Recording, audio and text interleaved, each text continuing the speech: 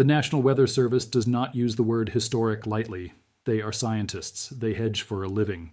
When they look at a forecast and say it could rewrite a record book, they have done the math twice and they have looked at it from every angle, and they are telling you in the most careful language they have that what is coming is not normal. That is exactly the word they are now using about the heat wave building over the eastern two-thirds of this country. Potentially historic.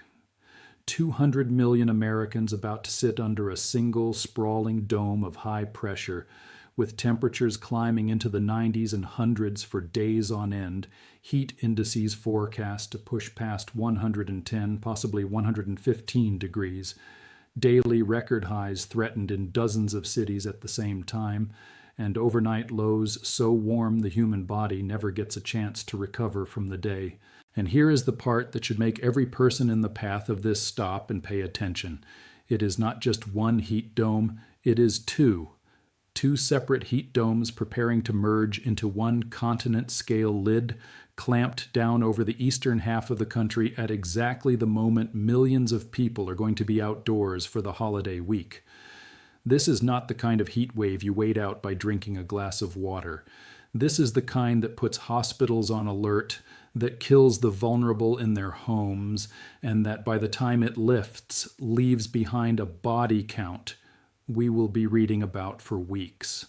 So today I want to walk you through exactly what is happening, exactly why it is about to get historic, and exactly what you need to do before it lands on top of you. Let's get into it. I know how this sounds. Every summer there is a heat wave. Every heat wave gets a scary name, and every news outlet runs a red map. I get it. So let me be precise about why this one is different, because the difference is not in any one number. It is in how the numbers are stacking.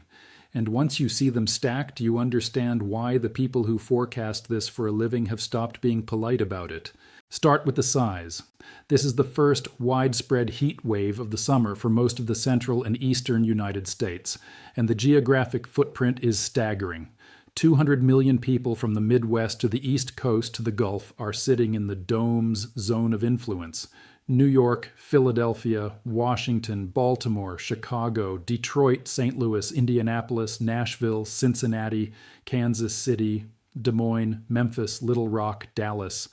This is not a regional event. This is a continent-scale event, and a heat dome this big at the very start of the hottest stretch of the year is the kind of pattern that drives the records meteorologists end up talking about decades later. Now look at the intensity. We are not talking about a few days in the 90s. The forecast is for many areas to endure consecutive days of mid-90s to low hundreds, and the humidity riding along with it is going to push heat indices, what it actually feels like to a human body, as high as 110 degrees, and in some pockets as high as 115. Daily record highs are going to be threatened in dozens of locations across the eastern half of the country. Cities like Washington could see back-to-back days near 102, 103. Richmond is forecast to push past 100 for 3 consecutive days, approaching its hottest July temperatures on record. In eastern Virginia, the Weather Service is warning that this could be the region's most significant heat wave since July of 2012, the same event that killed dozens of people across 4 states. That is the comparison being drawn out loud, not by me, by the official forecasters. They are putting it in the same conversation as one of the deadliest heat waves of the modern era. But here is the number almost nobody is paying enough attention to, and it is the one that matters most for survival. The overnight low. In the cities along the East Coast, especially the dense urban cores, overnight temperatures are forecast to stay in the upper 70s and even into the low 80s. In Raleigh, the overnight low late this week could flirt with the city's all-time warmest overnight low ever recorded, which is 80 degrees. Stop and think about that. The warmest night that city has ever had, ever, in any month of any year on record may be matched. And the reason that is the most dangerous number in the forecast is that the human body, when it is being cooked by heat all day, depends on the overnight cool down to recover, to bring core temperature down, to rest the heart, to rebuild the body's defenses for the next day. When the overnight low never drops below the upper 70s, that recovery never happens. The heat just builds, day after day, inside the body. That is the mechanism that kills people. The daytime high makes the headlines. The overnight low makes the obituaries. Now let me explain the engine driving all of it, because once you understand the heat dome, you understand why this thing is so hard to break and why the forecasters are using a word like historic. A heat dome is, at its simplest, a massive ridge of high pressure that sets up high in the atmosphere and parks itself over a region. Think of it as a giant invisible lid clamped down on the air below it. That lid does three things at once. It forces air to sink, and sinking air physically compresses and warms. It blocks clouds and rain from forming, so the sun beats down unfiltered day after day on ground that is already baking. And it acts like a rock in the river of the atmosphere, forcing the storms that would normally bring cooler air and rain to detour around it instead of breaking it down. Forecasters are using exactly that word, a rock, something the rest of the weather has to flow around. That is what is sitting over the eastern half of this country right now. And here's what makes this particular event different from a normal heat dome. There are two of them, and they are merging. One heat dome had already been building over the southeast and the Gulf. The second is sliding in from the Midwest, riding the back of a major jet stream shift. Over the next few days, those two ridges combine into a single continent-spanning dome, and the merger is exactly what unlocks the most extreme part of the forecast. A single heat dome is dangerous. Two heat domes that combine into one over the eastern two-thirds of the country, just as the calendar enters the hottest stretch of the year, with humidity flooding in underneath, is the kind of setup that produces a multi-day, multi-city, record-threatening event.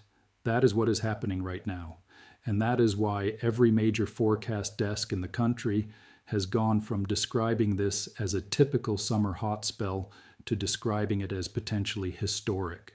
Now, let me get specific about who is in the path of this and why, because the heat lands differently depending on where you are.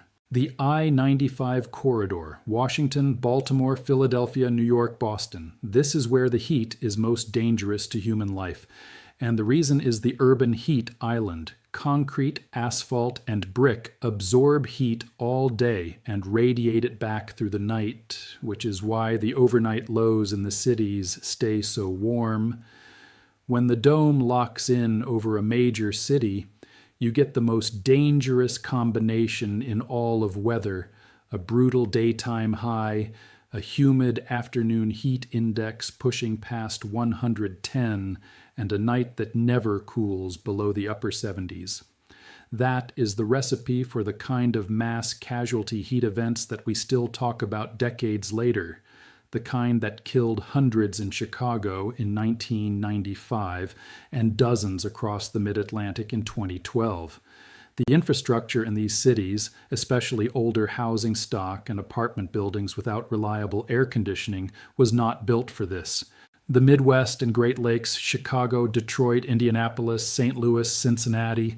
These are cities that get hot in summer, but the AccuWeather Heat Wave Severity Index is already flagging Chicago for a strong heat wave, and the dome is forecast to slide directly over the central part of the country before expanding east. The danger here is the duration. The dome does not pass through, it sits. And when a Midwestern city goes 4, 5, 6 consecutive days at 95 or above with humidity, the cumulative load on people and on the power grid starts pushing infrastructure toward its limits. The Southeast and the Carolinas. Raleigh is forecast to experience what is being ranked as a severe heat wave on the AccuWeather Index, with temperatures exceeding the city's higher 95-degree threshold for several consecutive days.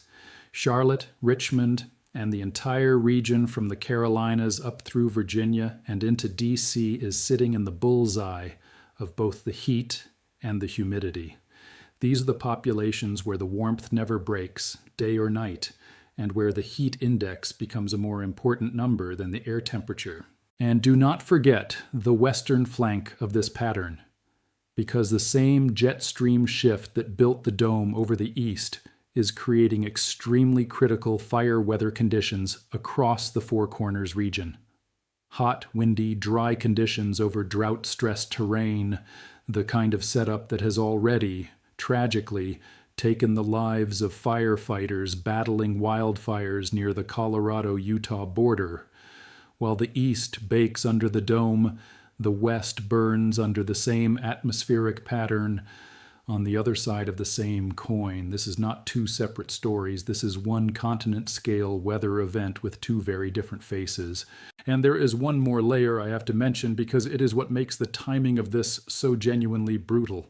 This heat wave lands directly on top of the busiest outdoor stretch of the American calendar. Holiday celebrations, fireworks displays, cookouts, travel, World Cup matches drawing massive crowds, America's 250th anniversary celebrations, millions of people who are going to be outdoors on hot pavement, under that sun, in that humidity, exactly when the dome is at peak intensity.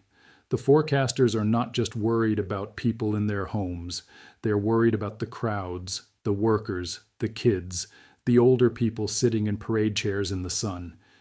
This is exactly the kind of setup that, when reviewed afterward, fills emergency room logs and public health reports.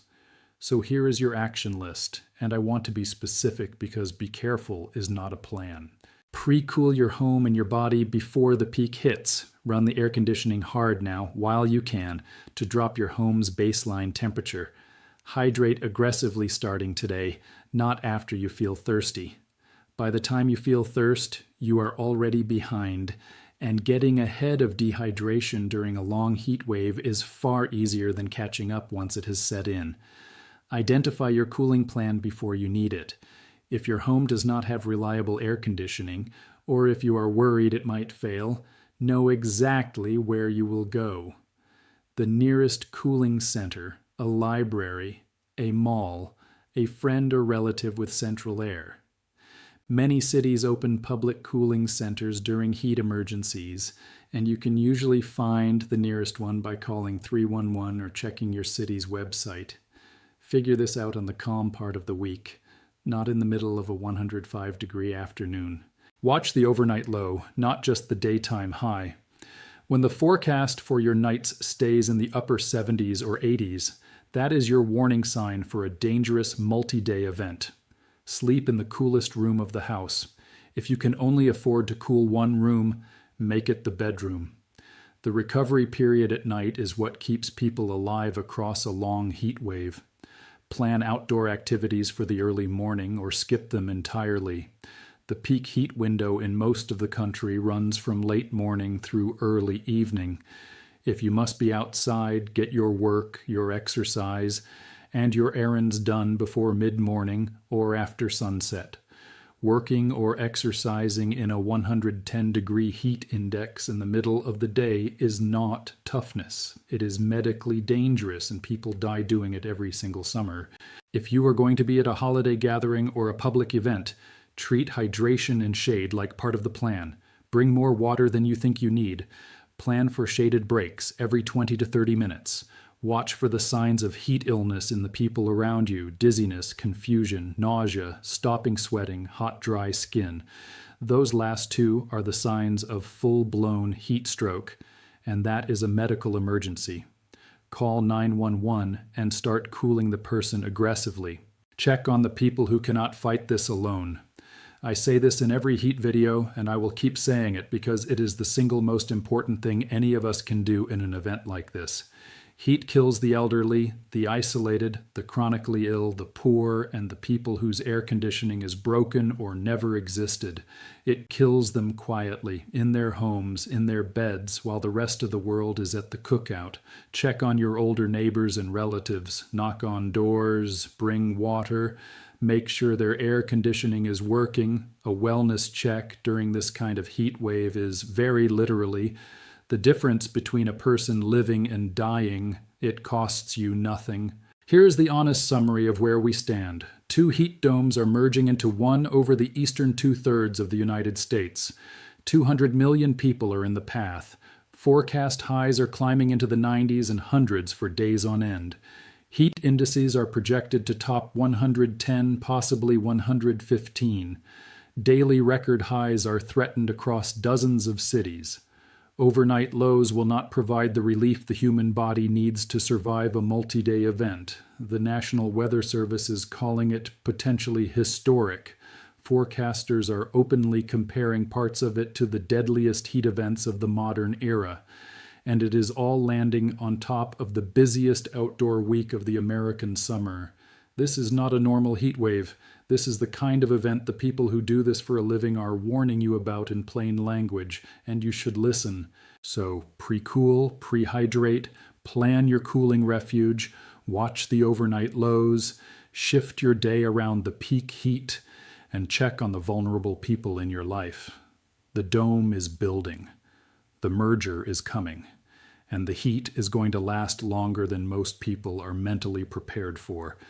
I will be tracking every shift in this pattern, and I will bring you the next update the moment it sharpens.